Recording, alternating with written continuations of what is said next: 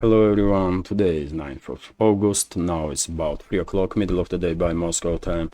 I'm Levan Gudadze and this is my first update for a day in which I'll share all the main news that are making headlines in Russian media outlets and Russian language pages on different internet platforms. And there are quite a few very significant developments and news that I'd like to share with you for this moment.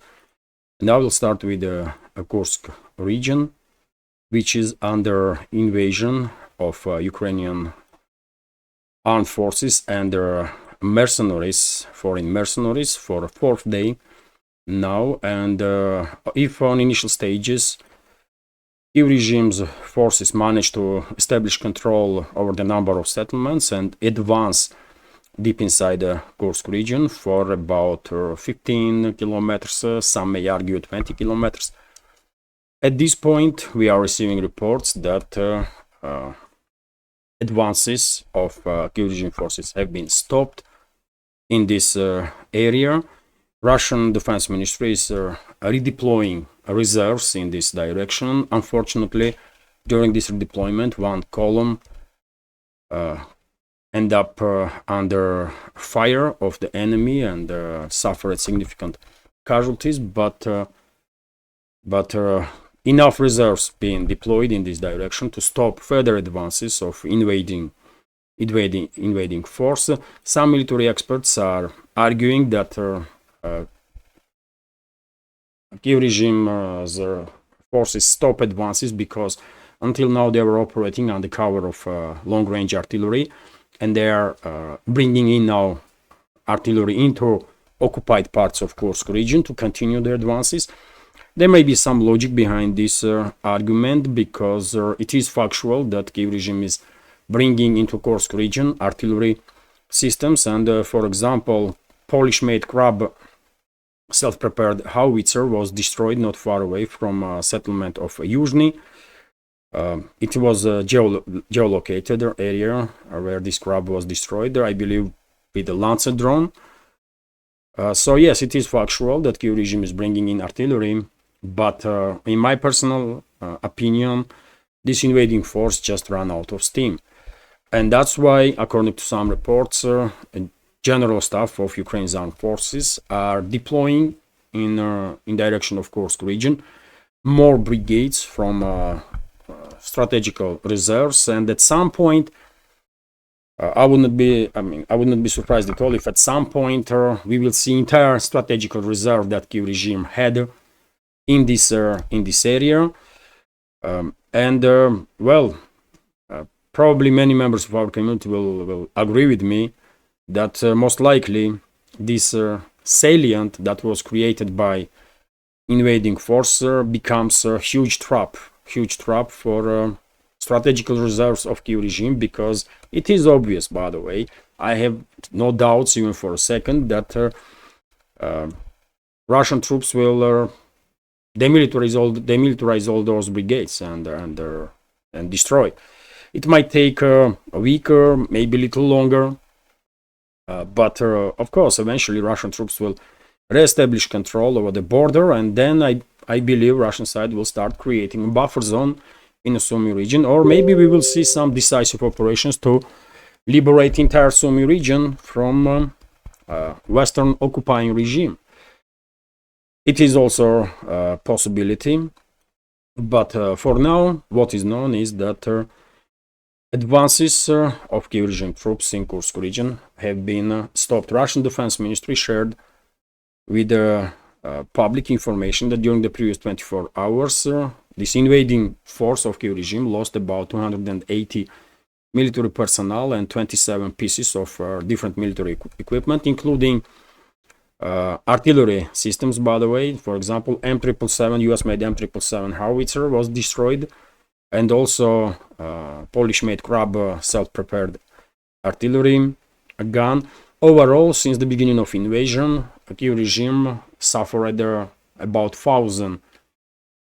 Kiev regime's losses amounted to about 1,000 military personnel, also more than 100 pieces of different military equipment was destroyed. This is official information from Russian Defense Ministry. Also, RT is reporting that Ukraine wants US help to retaining parts of Russian border region. This was stated in an article in the Washington Post. So Kiev wants US to allow it to use long-range ATACMS missiles to support the cross-border incursion into Russia's Kursk region. The Washington Post reported on Thursday, citing a senior official. Their approval could reportedly allow Ukraine to take a stronger stance in talks with Russia. And well, that's where a huge mistake is made by everybody who thinks that after this invasion of Kursk region, there can be any talks or negotiations between Moscow and Kiev, Moscow and Washington, or London or Brussels. There will be no more talks, by the way. I am 100% convinced that a recent initiative, recent very generous offer from Russian president about ending hostilities is close now. And from now on, Moscow will only accept unconditional surrender of the Kiev regime. That's it. No more talks, by the way. Podolyak, from office of the so-called president of Ukraine, said yesterday or day before that this invasion, one of the tasks for this invasion is to establish control over some territories in the Kursk region, and then negotiate with Russia about sweep of territories or some. And they are so wrong, by the way. They could not be more wrong. They have no idea what Russia is really, and they have no idea how Moscow will react on this situation. There can be no talks no more. Absolutely, by the way. Mark my words, from now on, Russia will only accept unconditional surrender. That's it. And when it comes to strikes, long-range strikes by US weapons into, deep inside Russian territory, these strikes already is happening, and all these talks that Kiev is asking Washington for permission to use this and to use that. This is, by the way, attempt of Washington to basically maintain in its hands this plausible deniability aspect. Although, of course, it is obvious for everybody that Washington is leading basically this proxy war against Russia, and as involved in this conflict as one may get. US militaries being killed in this proxy war, US intelligence officers being killed in scores during this operation, and sometime in the future, by the way, after years, probably some documents will be declassified and the public will learn how many exactly US citizens were killed during this proxy war against Russia. I guess hundreds. At this point. And this number may reach, I don't know, even bigger. A bigger number. And same goes for British military personnel and intelligence services. They already lost a couple of hundred at least. French, by the way, French Foreign Legion lost a few of its units in Ukraine already, and a number of casualties on part of France is also in hundreds. And yet again, no one can say that we will not see direct conflict between Russian and the NATO troops at some point during this proxy war. And of course, in that case, casualty numbers on part of NATO will significantly exceed hundreds, and it will be in thousands, obviously.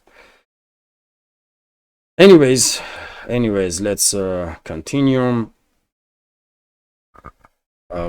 Unfortunately, it is also true that Kiev regime forces are targeting civilians in areas of Kursk region that they are occupying right now, and there are so many videos are circulating on internet when civilians are trying to escape from areas of hostilities, and they come up under fire from Ukrainian terrorists, basically, that are indiscriminately shooting at everybody.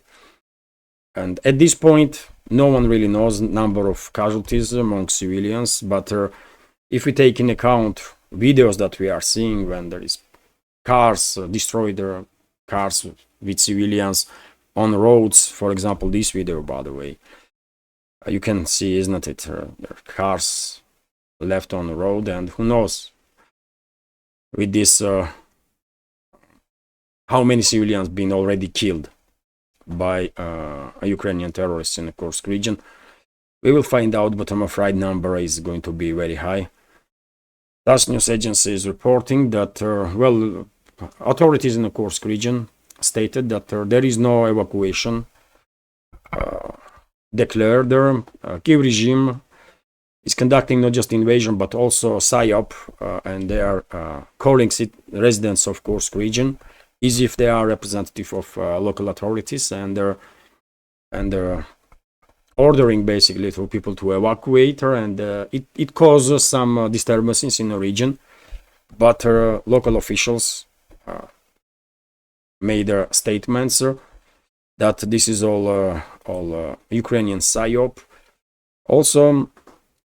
Also, we have reports that there are some internal conflict now among military leadership of Kiev regime, because number of generals, so-called generals, don't really understand why Syrsky and Zelensky sacrificed brigades from strategical reserve in this Kursk operation, while on many directions on the line of contact, Ukrainian armed forces are unable to maintain defense lines and retreating, namely, of course, in New York Toretsk direction, in Avdiivka direction. But yet again, these rumors about conflict, internal conflict in military leadership of Kiev regime is circulating for quite a while now. But does it mean anything? Does it influence anything on the line of contact? I don't know. Also, by the way, in the Kursk region, it was an emergency situation declared earlier, but now this emergency situation is designated as a federal scale emergency, which definitely indicates that Moscow is taking situation extremely seriously, as it should, of course. And some strong decisions to be expected from Moscow. Also, we have report that today 7 missiles were shot down over the Kursk region by Russian air defense systems. No information about what type of missiles were intercepted, but I would not be surprised at all if this was ATACMS, long-range missiles, or HIMARS missiles, by the way, that also have quite a long range, 150 kilometers. It's a long range. TASS news agency is also reporting that U.S. continues, according to media reports, U.S. continues to supply Kiev regime with intelligence information, including in terms of this Kursk invasion, to support Kiev regime. Of course, this whole operation, by the way, was conducted under stricter control of US, obviously. US and UK military intelligence. Washington and London obviously are directly involved in this terrorist attack, basically large-scale terrorist attack on Russia. And I believe Moscow sees these actions exactly as a terrorist attack. And today, for example, just about an hour ago, maybe a little longer, Russian president had hold an operational meeting with the members of Security Council, and guess what was the topic of discussion? Combating terrorism. So I guess all this offensive from the Kursk region is seen in Moscow as a terrorist attack. First of all, because so many civilians were targeted. And of course, it is a terrorist attack. When a certain side is using terror as a method, as a tool to achieve its political or whatever goals, that's a clear definition of terrorism, right? So Kiev regime definitely is acting as a terrorist regime, and Kiev regime forces should be designated as a terrorist organizations, in my personal opinion. Maybe this is going to happen.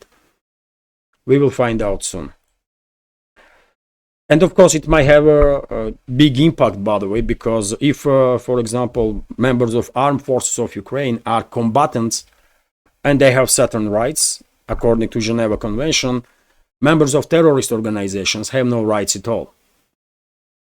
So if armed forces of Ukraine, if main intelligence directorate of Ukraine, if SBU of Ukraine, State Security Service, are declared as terrorist organizations, then of course Russian side has a whole different means to take actions against members of these terrorist organizations.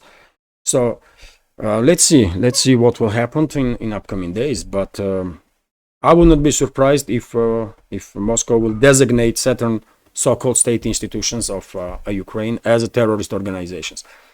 TASS news agency is also reporting that simultaneously, while Kyiv regime is conducting NATO, basically Washington, London, NATO, and Kyiv regime as a proxy of the NATO is conducting this invasion in the Kursk region. Simultaneously, Kyiv regime's troops conducted amphibious operation in direction of Kimbursky Spit. And of course, Russian side was tracking movement of Ukrainian terrorists in this direction. I shared on my Telegram these photos, for example, from Russian drone. And when this amphibious force reached Kimbursky Spit itself, Russian troops opened fire. And according to latest reports, at least 12 Ukrainian terrorists were exterminated, and a number of others managed to escape and go back to Kyiv-controlled territory. This is the area where this operation took place. This is Kherson region, by the way. And also, even though, of course, main focus right now is on Kursk region, of course, operations continue on other sectors of the front line also. And for example, Russian troops establish control over the settlements of Popovka, this one here, also settlement of Alexandrovka and settlement of Lukashovka, which is a Sumy region. So these three settlements are under Russian control now, and one may argue that Russian side already began creating a buffer zone in a Sumy region.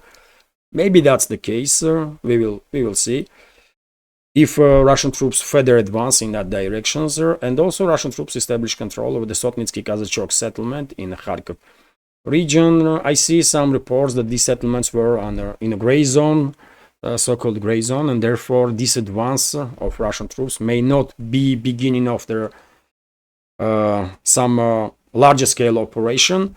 Maybe or maybe not. If in upcoming days we will see further advances of Russian troops in Sumy and the Kharkov, northern parts of Kharkov region, then probably this is another operation to another sectoral scale operation to create a buffer zone, maybe.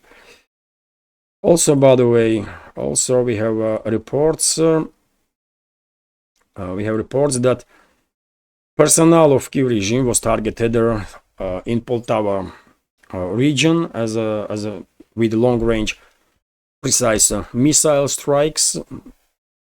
And nowadays, by the way, because Kyiv regime is deploying significant number of troops towards Kursk region, of course, it is becoming more easier for Russian side to conduct these long-range precise strikes on points of concentration of these troops that are moving, are deploying towards Kursk.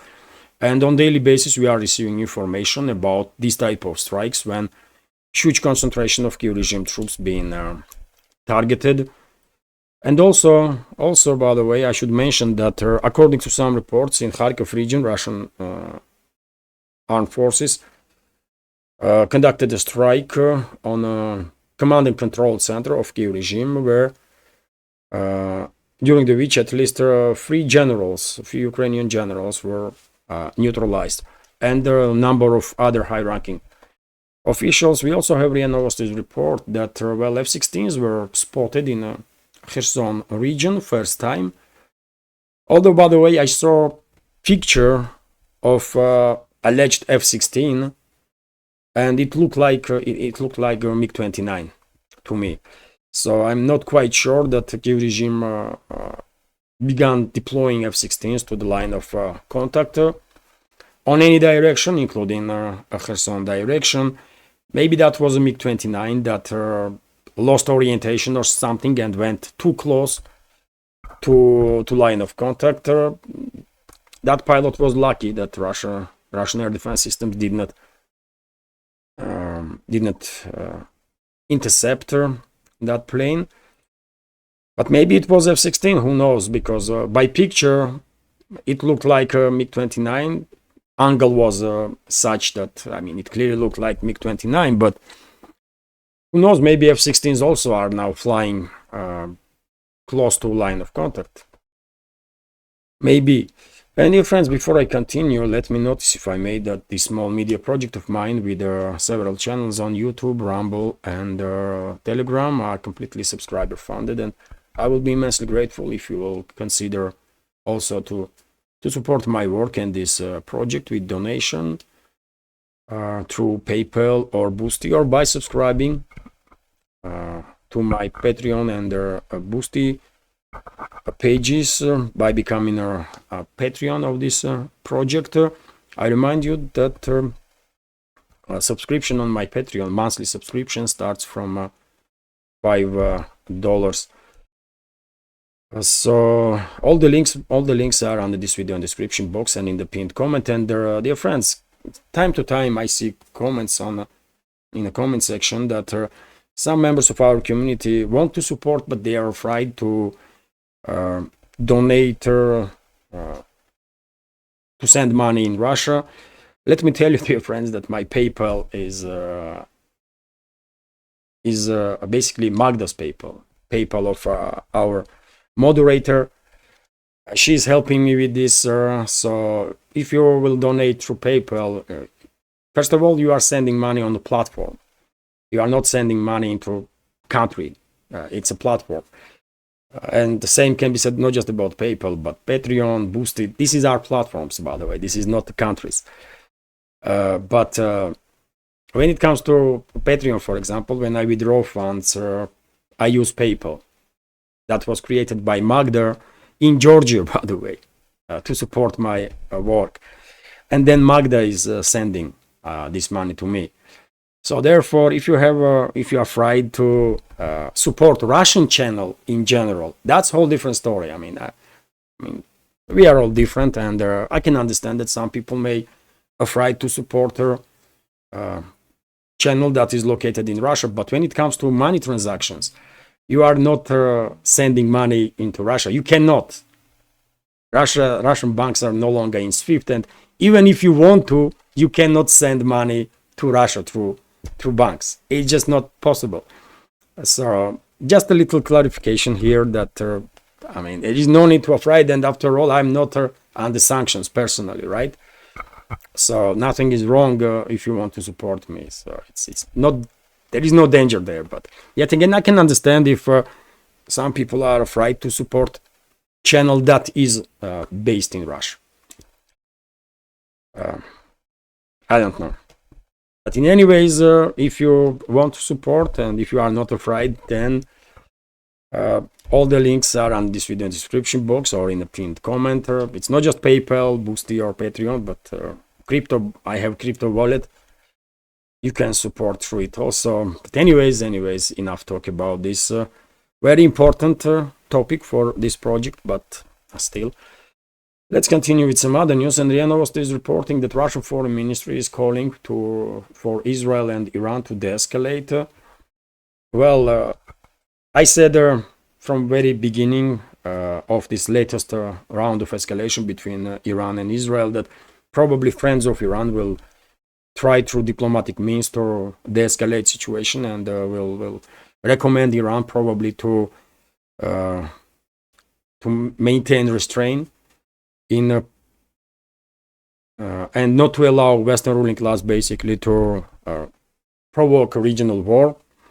And I guess I was correct, and now we have official statements also. If until now some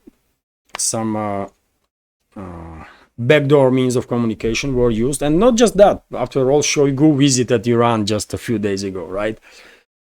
Secretary of the Russian Security Council. But in any ways, we have now open calls from Moscow to Iran and Israel to de-escalate. Let's see. At least for now, we did not see retaliatory strikes from Iran or Hezbollah on Israel, and who knows, maybe there will be no retaliatory strikes. Anything is possible.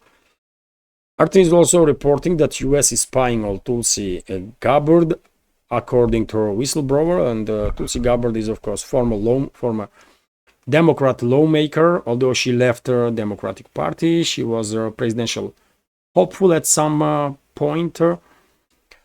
And she is a political commentator, political figure, public figure in US, quite a popular one, I will argue. So the US government has put a former Hawaii representative Tulsi Gabbard on a special air traffic surveillance list, according to group of air marshal whistleblowers. Gabbard served in Congress for 8 years in 2013-2021 and ran for a Democratic presidential nomination in 2020, but left the party in 2022 over ideological differences. She is also Lieutenant Colonel in the US Army Reserve. For the Transportation Security Administration, TSA, however, Gabbard appears to be a security risk. Last month, she was placed into the Quiet Skies program and monitored wherever she flies, according to Air Marshal National Council. The outlet Uncovered DC reported that this week that Gabbard has 2 explosive detection K9 teams and transportation security specialists, one plainclothes TSA supervisor and 3 federal air marshals on every flight she boards, citing AMNC Director Sonia Laboskor. Well, I don't know what is going on in US, by the way, but is it even legal to spy on your own citizens? But maybe there is some court decision that approves this action. But after revelations from Edward Snowden, by the way, of course, nobody should be surprised to learn that US citizens are under surveillance of their own government and their own security services. US, the state institutions, they are conducting surveillance on everybody at this point, I guess. On politicians, on worldwide, not just in US, but worldwide, on politicians, on private citizens, businessmen. They don't care, man. They want to surveil everybody. It is unconstitutional. They have no right to do so, but at this point, by the way, US is no longer a republic. It's a failed empire and failing empire, which is run not by people's representatives, people's true representatives, but by deep state, intelligence community, bureaucracy, military industrial complex, and multinational corporations. So therefore, they will do anything, by the way. They don't care about US Constitution. Obviously. All they care is to maintain control over their state and use that state, US, as their tool. And they are doing it quite successfully and enriching themselves and they're trying to maintain dominance over the world. But yet again, US as an empire is failing, and therefore this Western ruling class is failing with it. It is what it is, and that's why they are so desperate, by the way, and that's why they are acting this crazy, by provoking disturbances all around the world, because they know they are failing, they know they are losing, and they cannot do nothing about it. And that's why they become extreme destructive force in this world. Anyways, let's continue. And danger for everybody. I believe Western ruling class is an existential threat for humanity. And many members of our community probably will agree with me that Western ruling class is an existential threat for humanity, all of humanity. RT is reporting that Russia legalizes cryptocurrency mining. Well, there were many miners in Russia, even if mining was not legalized, but now I guess there will be some boom in this area. And well, because it's legalized, then I guess this business will be taxed also. And Russia has huge potential, isn't it? Because mining is a very energy consuming business, right? And in Russia, there is so many places in the Far East, in the northern regions, where temperatures are quite cool, 9 months at least in a year. And therefore, to cool these mining fabrics, I mean, it will be much easier, much cheaper, let's say, than in other regions of the world where a huge volume of electricity is used just for the cooling of the processors that are involved in the mining. So yes, one should expect a boom of mining industry in Russia. RIA Novosti is also reporting that well, YouTube unfortunately continues to experience some difficulties in Russia, and yesterday thousands and thousands of people complained that YouTube is become inaccessible. I reported about in my yesterday's update, and right now, by the way, if I try to open YouTube, that's what is happening. It will not open, or it will open, but with a huge delay, like right now. It's unusable, basically. Access is so slow, access speed is so low that it's basically unusable. But look what will happen if I will use VPN. Let's try it again now. And with VPN, that's a different story, right? With VPN, it works quite fast. So I guess these issues with YouTube is due to this row between Roskomnadzor, Russian state institution, and administration of YouTube or Google.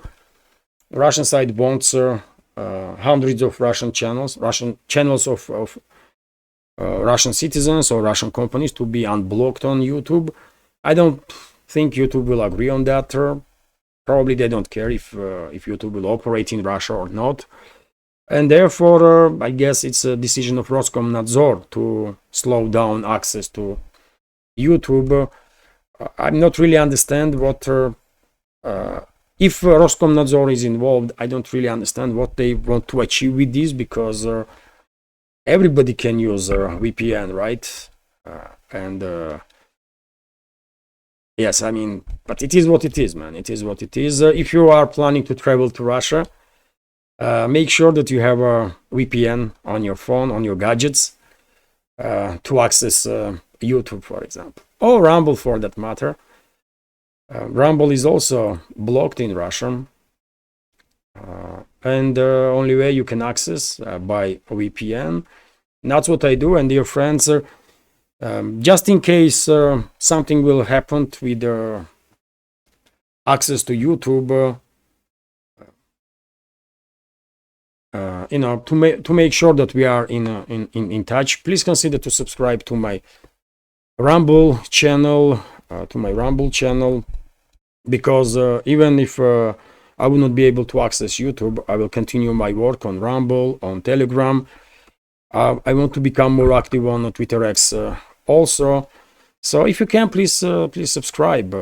Links are under this video in description box and in the pinned comment. And well, I guess this is it.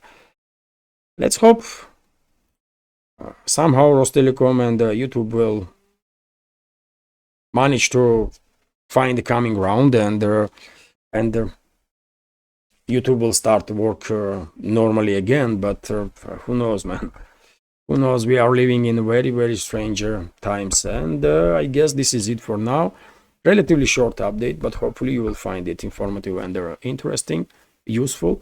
And if so, please click that like button and leave some commentary. This is the only way we can try at least to influence the algorithm and reach wider audience. And for very same reason, if you can, please share information about my channels in real life with your friends, colleagues, and so on, or on the internet, by the way, on platforms that you are actively using. And I know, dear friends, you cannot share link to my channel on Facebook, for example, because I'm blocked. I don't know why. I'm not really active on Facebook for a very, very long time, by the way. I'm rarely opening Facebook page, but it is what it is, man. So you cannot share link to my channel on Facebook, but you can write that there is such channel, for example. But anyways, this is it for now. If you want to support my work and this media project, you can do it, as I already mentioned, through Saturn means. All the links, by the way, are under this video description box and in the pinned comment. And of course, many thanks to all the members of our community who supported and continues to support my work. Truly grateful for that. And well, this is it. Have a great day. Have a great day, and take care. And dear friends, if any extremely important developments will take place in next couple of hours, of course, I will try to do live stream through VPN if it will work, or if not, then I will make second update. Let's see how the situation develop in the Kursk region and in other directions also. So yes, I guess this is it for now. What else? Have a great day. Have a great day, and take care. Bye for now.